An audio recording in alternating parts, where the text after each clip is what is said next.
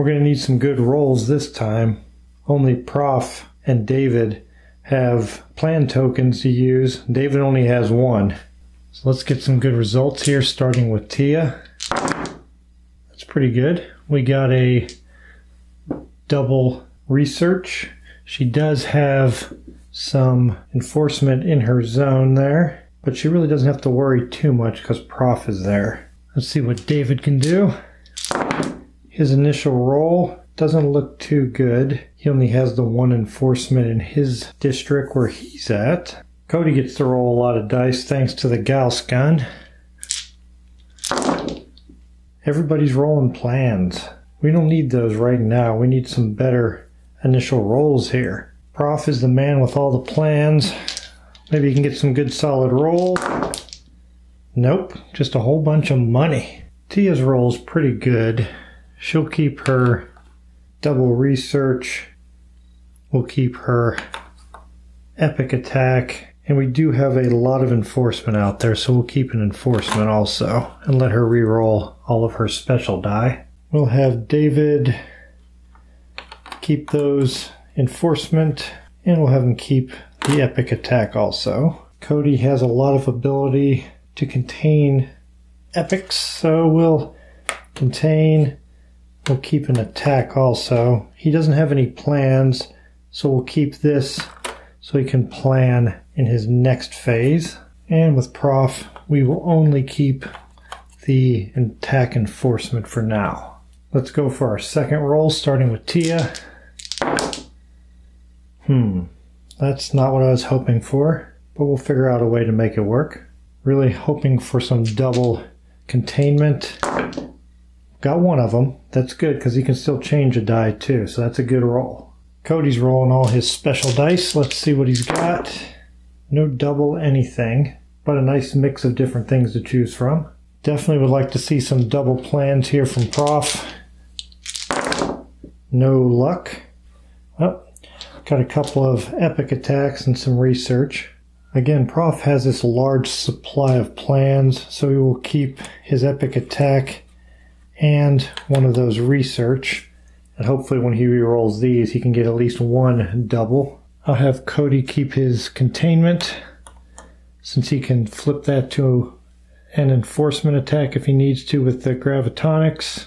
And we'll go ahead and reroll those three for our last roll. David's a pretty easy choice. We'll keep that double. And hopefully we can roll one more because we can always flip one with our improvise. For Tia, I'll keep the attack enforcement since she has 3 where she's at. Even though Prof's there, we can move him somewhere else to help take out enforcement, like the power plant since no one's there. Do I want to keep either one of those? No, I'll have her re-roll those. Here's our last set of rolls, starting with Tia. And we're going to have some money. Well, she'll probably use that to take out a barricade, though. But she did get a plan token for the next phase. All right, David, let's get a double contain. No.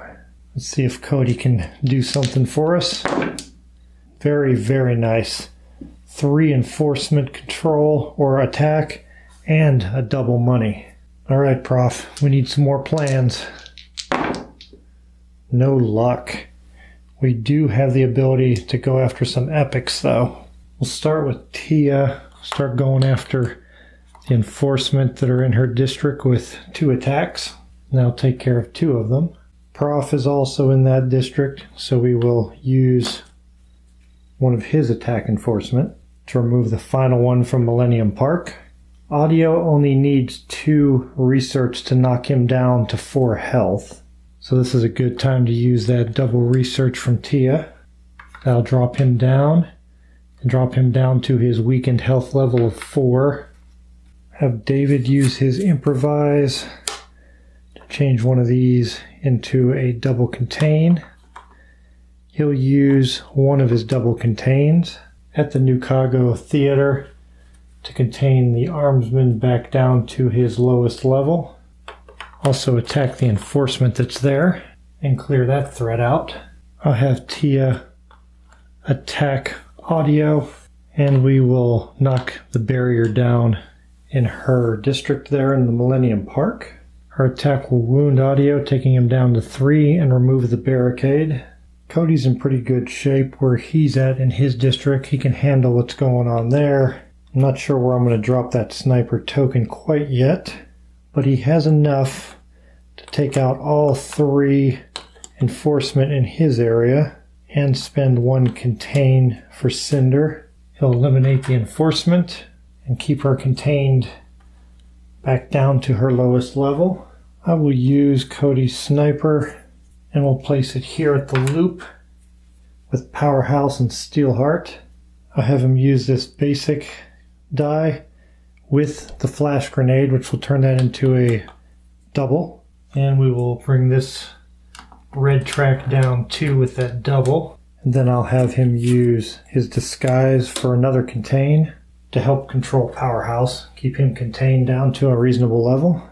I will have David use that to drop the barricade at the loop, then use this die to move there. So he drops the barricade and then is able to move from the theater to the loop where Steelheart's at. Use that double contain, get those barricades down to the minimum level.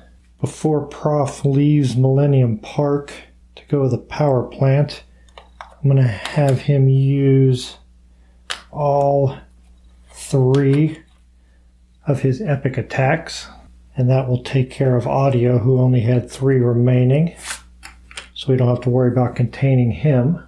I will have Cody use this to drop the barricade at the power plant. Get that out of the way. I'll have Prof use one of his research to move from Millennium Park to the power plant, and he will use 1 token to lead the way to take out the enforcement that's there, and we'll use another token as a contain for Fault Line. I was only going to take out 1 with a token, but I had to use a token to do that either way, so I figured I'd take out all 3 because I would have been able to take out the 2 remaining with the reward we're going to get from Audio, but it just didn't work out for me. And we spent that plan token to contain Fault Line. So all of our epics are contained. Steelheart is pretty well contained. The only one that's not all the way to the left is the red track. I do have a research die still available on Prof, and Tia can still use her operations card. Fault Line's pretty tough, so we will research her once, at least get a start on bringing her down to a reasonable level. And I will have Tia use her operations to grant a plan token to David, who will use one of his right away to contain Steelheart, who's there at the loop with him, and that will bring him all the way down to the base level on all of his tracks. Let's get our rewards. We did defeat Audio. We didn't have any enforcement left, but we will do 4 more research on Steelheart, and that will bring us from 23 to 19. Cody has a plan token coming to him, and he's going to gain $2 for the group. David's going to get us another one, and Tia will also have a plan available to her in her next phase. That'll take us up to $3. I don't think I want to get the imager or the camera right now. I only have 3, so I can't get notebooks or the grenade launcher. So I'll spend 2 and get Tia's die back to her. Let's see who will replace Audio at Millennium Park. File number 099. Half-Life. Name, unknown. Description, assumed retiree. History before calamity, unknown. Classification, high epic. Thought to be extremely dangerous. Current status, unknown. Presumed captured or dead. Other notes. Half-Life isn't a name most people know in New Cago. Most enforcers don't recognize it either. I almost got shot while trying to steal a file about the incident. I was able to recover some coordinates regarding what's known as Enforcement Incident 423 Hotel Lima. The first location, outside New Cago proper, was a site of some kind of severe battle. There's only a couple of blocks left of Old Buffalo Grove. The second, located beneath the surface of the lake, liquid portion, is some kind of heavily guarded enforcement facility. Can't get close. Whatever they are protecting, it has something to do with Half-Life.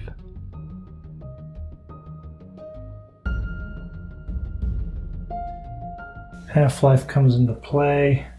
It's another dangerous one. Now we have two out there that take away population. So we gotta take care of either Half-Life or Cinder in this next phase. Half-Life starts at 4 research and is infinite until we can get that research taken care of.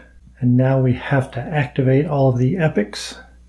Starting up here at the top where Steelheart's located. Powerhouse will add 1 to Steelheart's red track and get 1 stronger, taking the red track up a notch. The guardsman will add some enforcement, and as always, go right back up 2. Fault line will cause the blue track to go up 1 for Steelheart, and she'll get 1 stronger, making our barricade problems increase. Unfortunately, Half-Life will take away 1 population, get 1 stronger. She has a pretty devastating triple population if she gets real strong.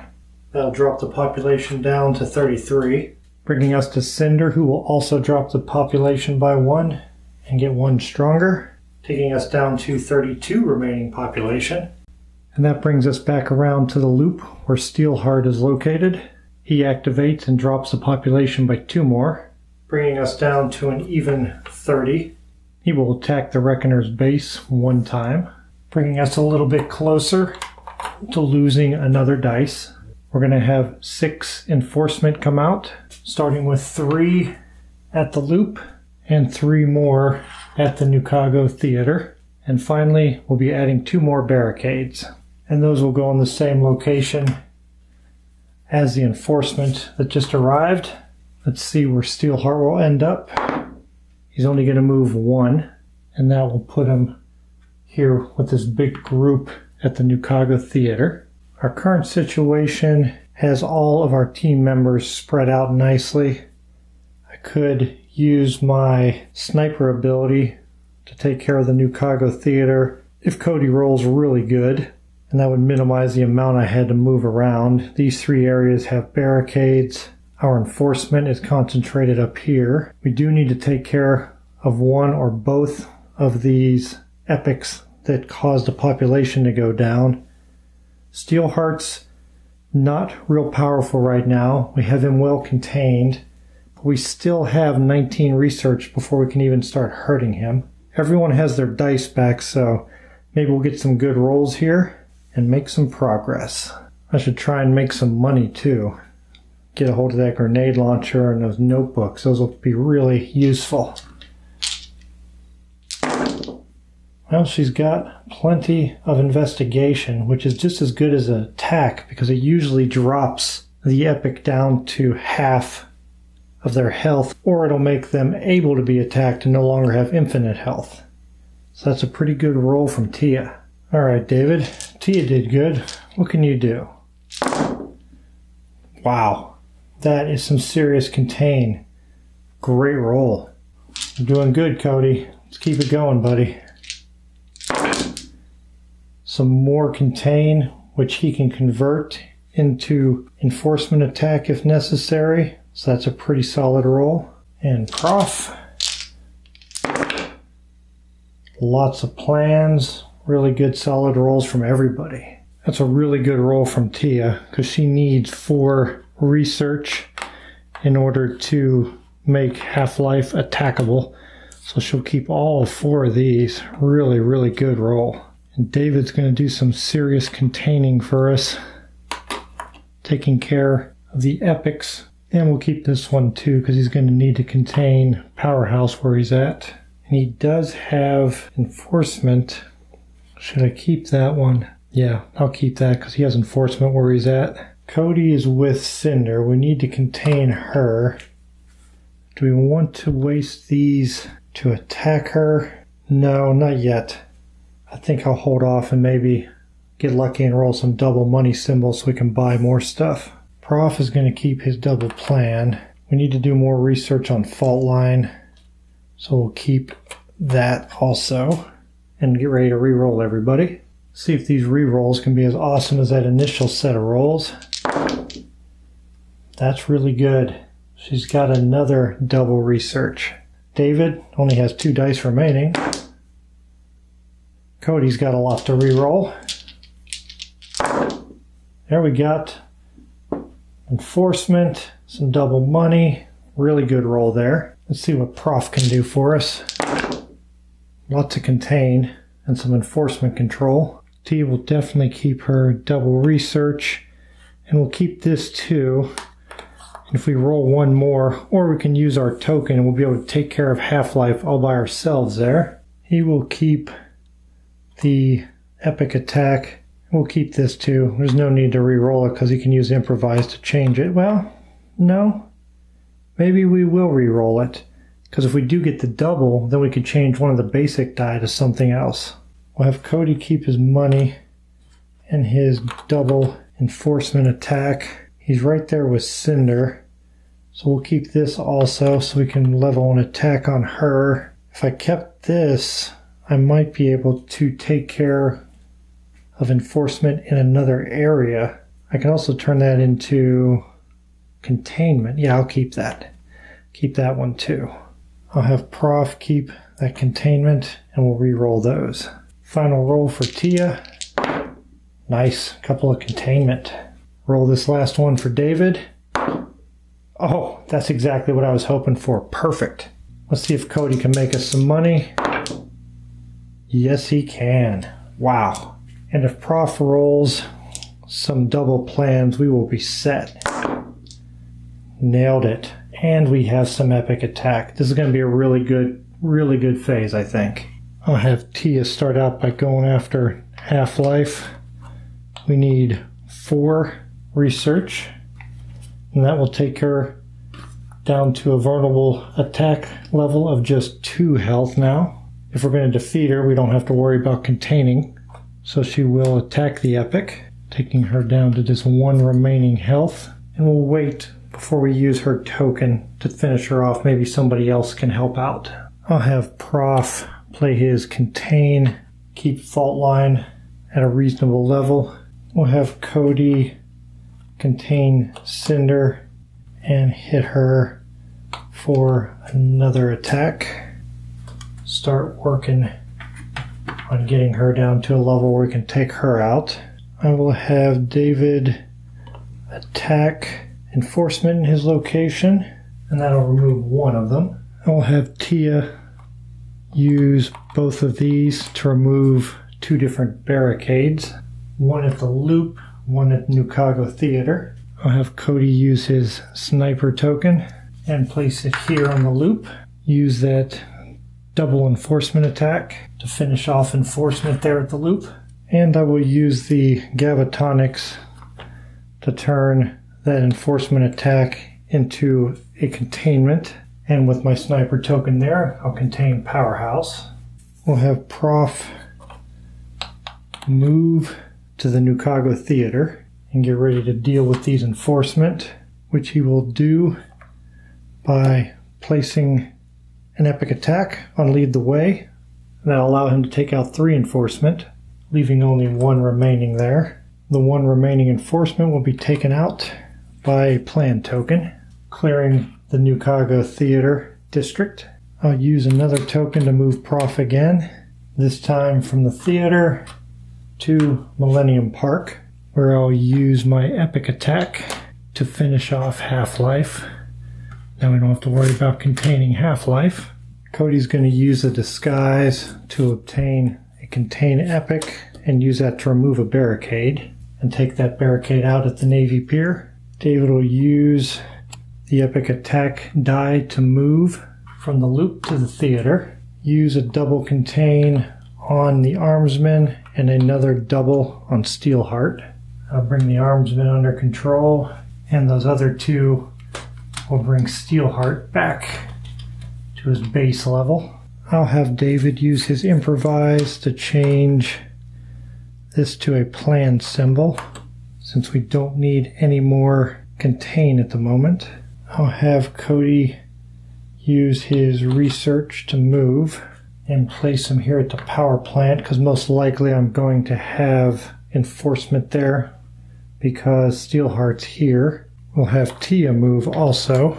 We'll move her from the park over here to the loop, get her to start working on Powerhouse's research to bring his health level down. Prof is going to end up with 4 more plan tokens in the next phase.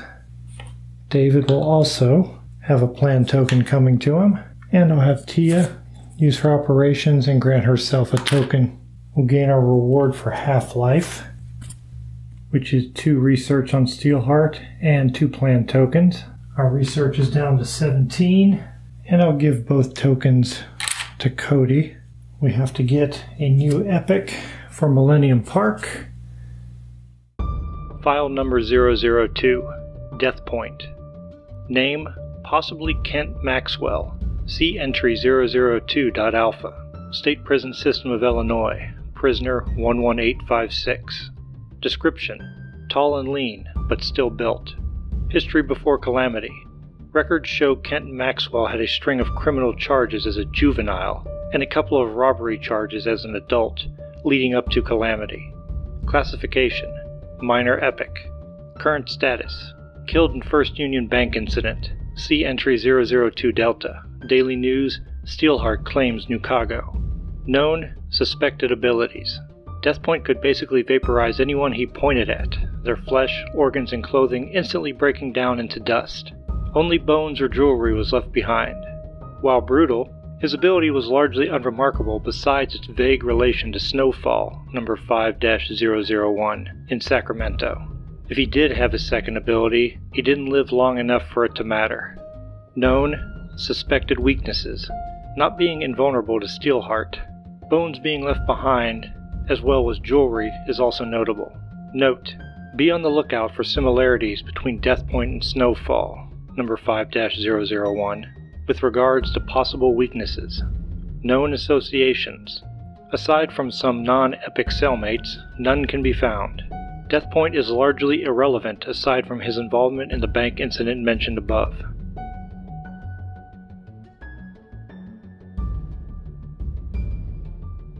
Death Point starts with 2 research and 6 health. And he is also dangerous because he brings up the yellow track on Steelheart, which is the one that takes away from our population. So we're going to need to take him and Cinder out soon, because that's going to cause us to lose extra population this round already. And I forgot to add my $4 and do some shopping before the next epic came out. So it's going to give us $5 to spend. And you know I'm going after that grenade launcher for 4.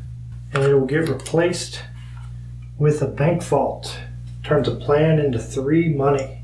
I should have done that purchase before bringing Death Point out, but that's what I was going for anyway. That didn't change my decision at all. Who do we want to give the grenade launcher to? We'll give that to Tia, so she doesn't even have to move to rain down some damage on some epics. Let's see what our situation will be. We'll start over here with the armsman, who will do his usual and add some enforcement and get 2 stronger. Fault line will add to the blue track, gain strength by 1.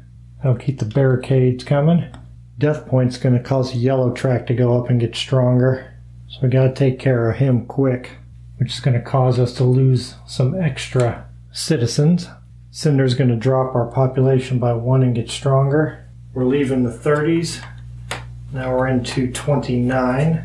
And Powerhouse will take the red track up 1 and get stronger by 1, which will bring out enforcement. That'll bring us back to Nukago Theater, and we have to activate Steelheart, who's going to take retribution on us and hit our population for 3, bringing us all the way down to 26. He's going to hit that Reckoner base for 1. Not quite taken one of our dice yet. We still have 1 more before that happens.